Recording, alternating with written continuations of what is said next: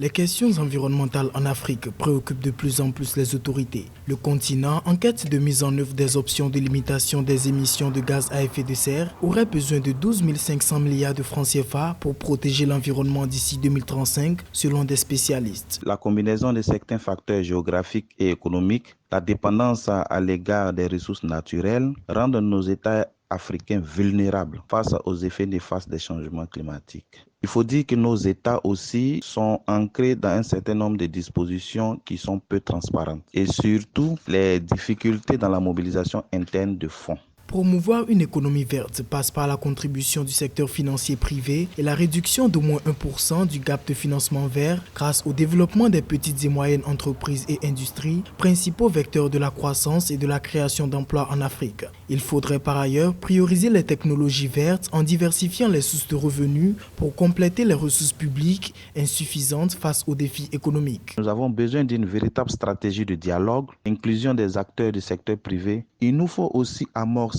un nouveau développement. Les matières premières transformées ici et consommées ici sont des pourvoyeurs d'emplois au niveau de la jeunesse, des pourvoyeurs de ressources pour nos États qui vont leur permettre de capitaliser tous ces fonds et pouvoir aller vers le fonds climat. La mise en valeur de la finance verte pour une croissance durable en Afrique vise le renforcement dans la recherche de financement pour un développement sobre en carbone. En 2015, l'African Guarantee Fund a procédé à l'acquisition du fonds de garantie des investissements privés en Afrique pour un montant de 35 millions de dollars.